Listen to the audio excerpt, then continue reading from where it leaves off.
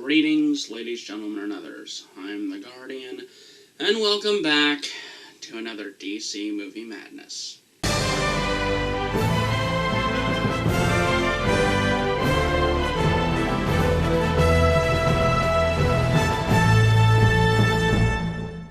Unfortunately, today's movie isn't as good as Wonder Woman.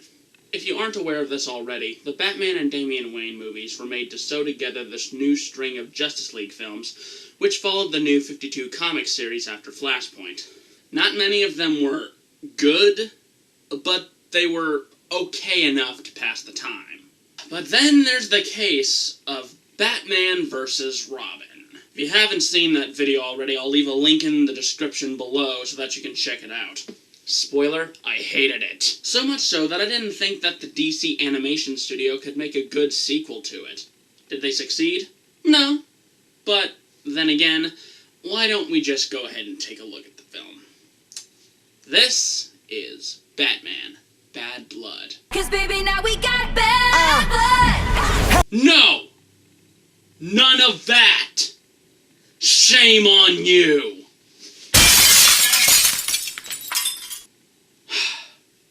So the movie begins with a news report about a turf war going on between the mob and some criminals with high-tech gear who previously fought Batman. We cut to someone who is kidnapped and is currently being tortured by the Electrocutioner, whom most of you would probably remember from the Arkham Origins video game. And, well, with the exception of Firefly and Killer Moth, I don't know who any of these guys are. Regardless, the torture session is interrupted by an exploding Batarang. Using the cover provided by the smoke, this mysterious figure starts by taking down some of the armed thugs and... Wait, Batman doesn't use guns? Batman doesn't. But I do. Oh, hi, Batwoman. Yeah, of all the characters in the Batman mythos to add, the animation department curiously adds in Batwoman for this film. Now, this is very curious, considering that the more well-known femme fatale in the Bat family is obviously Batgirl, who only makes a brief cameo at the very end of the film. So why add in Batwoman instead, when the only other time we've seen her was in the old Mystery of the Batwoman movie? I don't know. Even in the special features on the Blu-ray for this movie, I don't see any reason to have Batwoman in this movie except to say, "Hey everybody, remember Batwoman?" You don't? Well, you will after this film. Now, while I do kid, Batwoman in this movie is actually fleshed out as opposed to some random character. Her connection to the others as well as her backstory feel very natural and not at all like she was when she was first created. After a bit more fighting, the true Batman shows up and does what he does. Kicks ass, but also berates Batwoman on her methods. Dressing like a bat doesn't make you a hero, it just makes you a target. Now, that actually is a pretty good lesson to consider. I mean, despite anyone's best efforts, if they just decide to pick up a mantle, it doesn't necessarily mean that things will turn out the way they... And using a gun makes you just like them. Excuse me? And using a gun makes you just like them. But using martial arts, explosive gadgets, and fucking shock gloves is perfectly justified? It's okay to beat up people, kids. Just don't use guns. Now, I get why Batman refrains from enforcing guns since they're so easy to misuse, but it's hard to take that seriously since the original Batman comics featured him carrying a gun. And even the DC Cinematic Universe has him using guns and killing people. Okay, sorry, rambling on a bit, sorry. So what's happening in the movie thus far? Action, fighting, and hello, who are you? So, Batman and Batwoman try to take on this guy. Do I know you? Intimately, and not at all. Wait a minute. Oh, wait a minute. I know that voice. I was right. It's fucking Travis Willingham, Roy Mustang himself. Oh man, this character just got 100 times cooler. Can't wait to see what this can do. So, what? Do they fight it out and Batman starts to get an understanding of his methods and why he's doing what he does and... Rest well, Batman.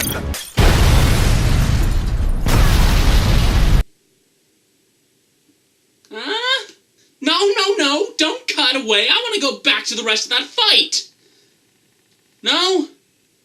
Fine. So we cut to the monastery that Damien went to at the end of that other film, where he's serving as a monk, whom also has access to Wi-Fi. Are the cybermonks making a comeback or something? We're not savages. Alright, fair enough. One of the pop-ups on Damien's iDroid pad catches his attention regarding Batman's disappearance. So, wait a minute. Are we just supposed to assume that Batman is actually dead? When his name is in the fucking title of the movie? If I may make a quote from my review of Batman vs. Robin... He's Batman! Regardless, Damien sees that as enough of a reason to return to Gotham. Next, we cut to Bloodhaven, where Nightwing is chatting it up with his girlfriend while fighting a supervillain. Classic Nightwing. I've almost forgotten what you feel like. I'll remind you. By the way, that girl he's chatting it up with on the phone, it's Starfire. I mean, it's obviously her. Not to mention, we also get to see her picture on the phone for a brief second.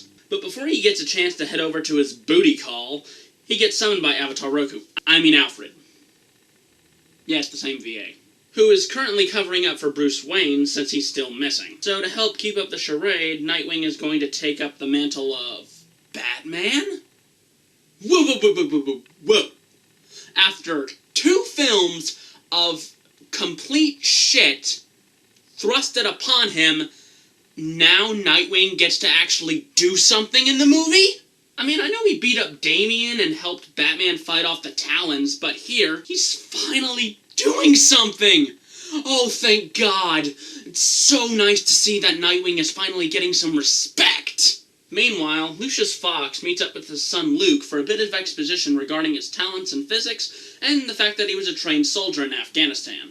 I doubt he'll be important to the plot. Then we cut to a cafe where Batwoman is having dinner with her dad, where she asks for his help in figuring out who this guy is. Spoiler, his name is the Heretic. But her dinner is cut short when the Batmobile drives by. It's headed to the docks where Black Mask is... New guy thinks he can move in. I'm gonna show those punks who's top dog around here. Voiced by Steve Bloom? Okay, all the bullshit that I've had to deal with up to this point is made totally worth it hearing that voice come out of that mask. Nightwing, as Batman, interrupts their little deal and we get an action scene. But Robin shows up as well after totally fucking up Black Mask's face. Oh man, that's not gonna heal right. After a thrilling chase on the top of this truck, which Robin blows up... What? The two of them take off and are soon tailed by Batwoman. They share what they know, but Robin isn't having any of it. I don't trust her. Oh, but you did trust Talon. Shut up. Nightwing wants them to team up, but she says no. Just because I wear this doesn't mean I'm a part of your little cult. That's clearly why Batman should have trademarked the Bat logo. Not that it matters, since in a later scene she joins them anyway. But back at Wayne Enterprises, Lucius and Luke get ambushed by the Heretic and his thugs. He wants access to the vault, but Luke manages to show off some of his skills, however, he's no match for the Heretic. Lucius lets them into the vault and they take... a briefcase. Not sure what's in it, but Nightwing and Robin bust in to save Lucius, even though he's already been stabbed. Whoops. After a bit of fighting, Heretic kills the Electrocutioner before he kills Damien and escapes with the rest. Very curious. Meanwhile, we see what's happening with the real Batman as his mind goes from wet dream to flashback to nightmare, as it seems that his mind is being completely warped by the Mad Hatter and Talia. Okay, where did this come from? No, really. Last I checked, Talia wanted Bruce for herself, but his ideals never matched hers, so it was something of a cursed romance. But now, she's evil and wants to warp his mind and memories. Maybe this was something that happened in the comics, but here it just seems totally out of left field. This seems more like something that Ra's would do, not Talia. Oh well, I guess. After a few character moments, including Luke wanting to help fight the Heretic, Kate hitting on a girl at a bar, and that scene I mentioned earlier where Grayson convinces Kate to help them, we get some backstory on Batwoman and how she was inspired by Batman to fight crime. Meanwhile, Damien gets kidnapped by the Heretic, who happened to know where the Batcave was. Very curious. And back inside Wayne Enterprises, Luke gears up in his own Iron Bat gear to help Nightwing and the others. Oh, and just because I can...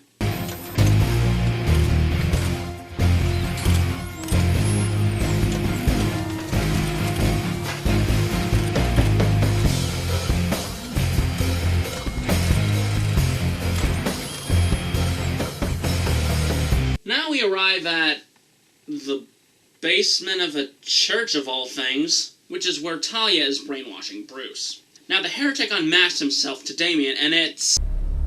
I'm you, Damien. Oh my god, that is so fucking stupid. Okay, so instead of a new Batman villain, which would have been very interesting and intriguing, the heretic turns out to be an advanced genetic clone of Damien, thanks to Raish's drive to create the ultimate weapon back when he was still alive. And he's kidnapped Damien so that he can have his memories inserted into his brain so that he can be a real boy. Oh, boo fuckity who! Seriously, this mysterious villain went from intriguing and cool to cliched and absurd in the blink of an eye. And to add more salt into the wound, since he disobeyed Talia's orders, she kills him, therefore making this character's entire fucking existence entirely fucking pointless!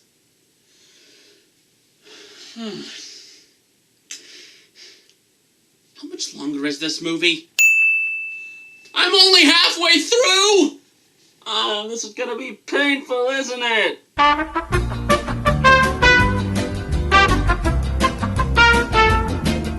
A moment of silence for the wasted talent of Travis Willingham.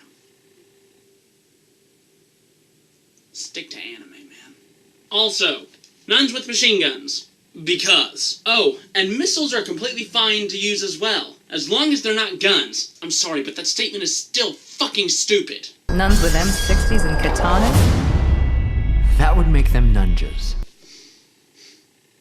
Movie? Get in the corner.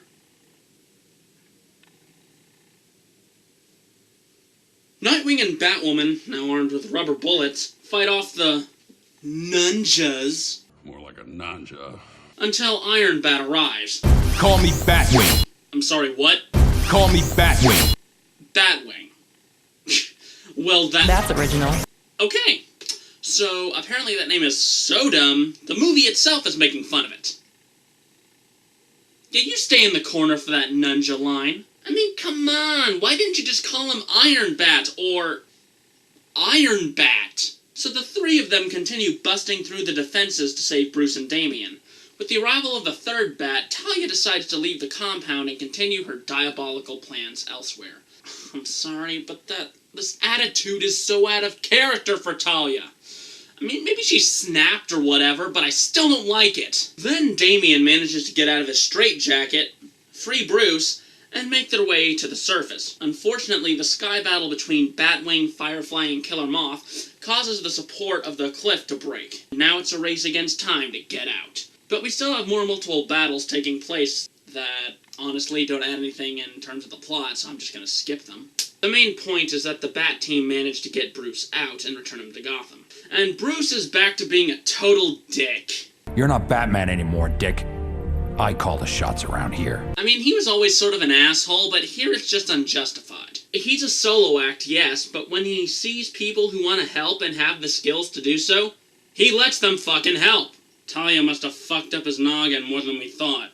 And he's not the only one. After Kate's dad tries to kill her under hypnotic control, Batwing alerts the others that the new invention Wayne Tech made has been hacked by the Mad Hatter to brainwash whoever uses it to become loyal to the League of Shadows. So with Batman on Talia's side and a flying ship of brainwashed emissaries, Nightwing and the others head out to stop Talia and save Bruce at all costs. Now this is something that I actually do like about the movie, and that's Nightwing taking charge. Since he's barely done anything in the other films, it's nice to see him take command in a situation like this. Once on board the vessel, the team tries to stop the brainwashing, but are quickly separated, with Batwing being taken outside by Firefly, Batwoman taking on Talia, Robin against Tusk, and Nightwing fighting his mentor, Batman. Meanwhile, Alfred gets into the fray of things and fights off some of the security behind Tetch. This part of the movie is cool with the multiple battles and everyone using all that they've got to win. Sadly, things start taking a turn for the worst for Nightwing, since he's fighting a Batman with no restrictions and gets a broken arm. Batwing manages to take out Firefly, but simultaneously blows up one of the engines, which he must stabilize so that the ship doesn't crash. Robin beats Tusk since he's a bit of a klutz, but he still tries to save him anyway. Justice! want vengeance. Oh, shut up! Meanwhile, Batwoman is holding her own against Talia, which is no easy feat. Bravo on making her look badass, animators. Alfred takes out the calculator, but destroys the system behind the mind control, which...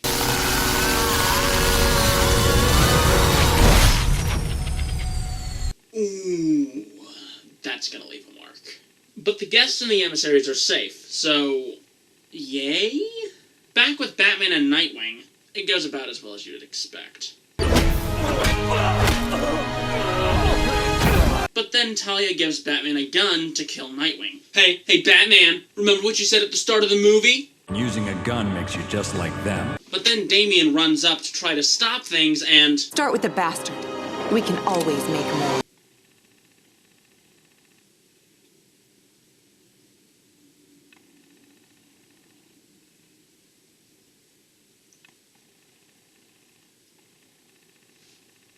She didn't just say that. Start with the bastard. We can always make more. She said it.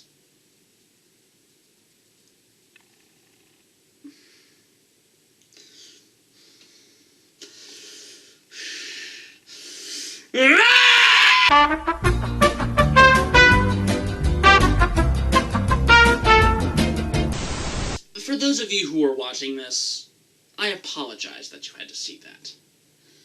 That is unforgivable. What can I even say about that? No one should even think that about their own child, despite everything else that she has done in this movie. The kidnapping, the brainwashing, the take over the world plot. After hearing that, Talia al Ghul is dead to me. But hey, at least the title of the movie didn't lie to us this time. 'Cause baby, now we got...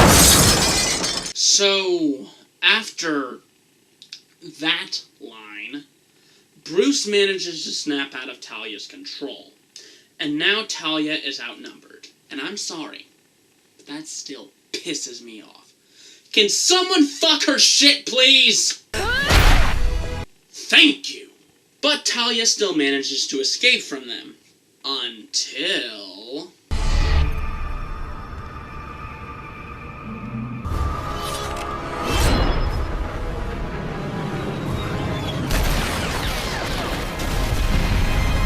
Never have I been so happy for a comic book character to die since Jason Todd.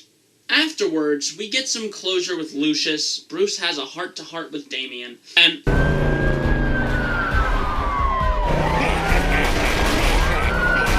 Hey, we finally get to see the Penguin in this universe. No, Joker, but the Penguin. Regardless, the city of Gotham will sleep better knowing that there are several bat-themed protectors of the city watching over them. And then Batgirl. Just... Batgirl. And that ends Batman Bad Blood. Don't you fucking dare. One hell of a mixed bag. I'll admire the changes regarding Nightwing's character since he finally got a movie to shine, even if most of it was him as Batman. The addition of Batwoman was a welcome change, even though it wasn't needed, same with Batwing. However, when there's one good thing in this movie, something bad bursts in to ruin it. Talia's portrayal in this movie paints her as a cruel, heartless bitch who wants to control the world in the name of her dead father, even when Ra's wouldn't go this far to achieve his goals. He would kill, extort, and manipulate, but never brainwash Batman. Several versions of Ra's beforehand show that he wants Batman to join him willingly, and that would go double for Talia, since they love each other. And the crime of wasting Travis Willingham's voice on such a pointless character. That in and of itself is unforgivable. The character of the Heretic could have been a great new delve into the idea of Batman and Damian, but turns out to be nothing more than a cliché from the Clone Saga in Spider-Man. The animation and voice acting were nice, but it doesn't help if the story paints the characters as hypocrites and straight up insults the beliefs of those same characters. I used to like this movie because of the new characters when it first came out, but the more I thought about it, the more it started to piss me off. Tyler has dubbed this sort of thing the Iron Man 3 effect. since when he saw the movie Iron Man 3 in theaters, he liked it. But he continued to think about it, and more things refused to add up. Therefore, he began to hate it. Well, I think Batman Bad Blood is a victim of this theory too. The more I thought about it, the more it just pissed me off. But at least the title didn't lie to us, and it didn't infuriate me upon first viewing, unlike Batman vs. Robin. So that's something, I guess. If you want to watch this movie, go right ahead. But this is one DC animated film that I am glad to be rid of. And thank God for it.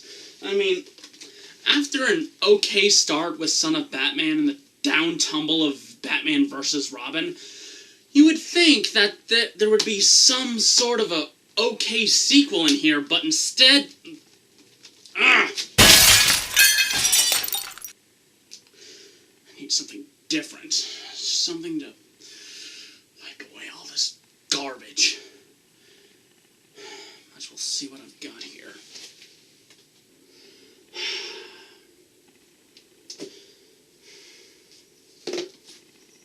So much better than any of these other films.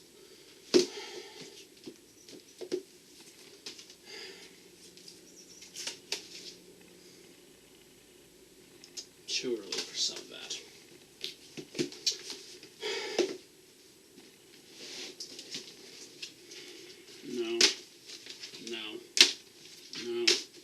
No.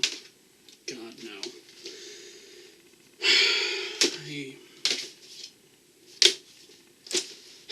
I need a break. I need a break from Batman. Just need to focus on something other than him. Or, if he's in the movie, something that has very little of him. No, Justice League.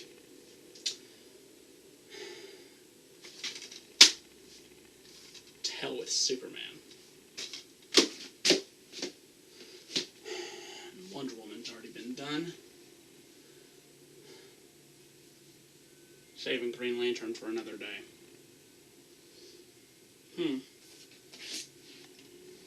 Assault on Arkham.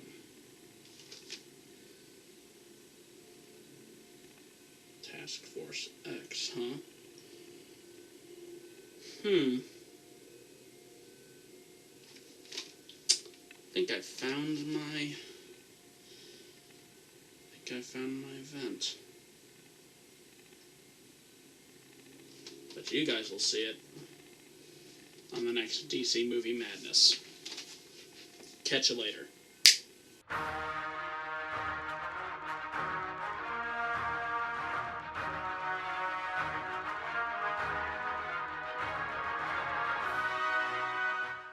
Hey, Batwing.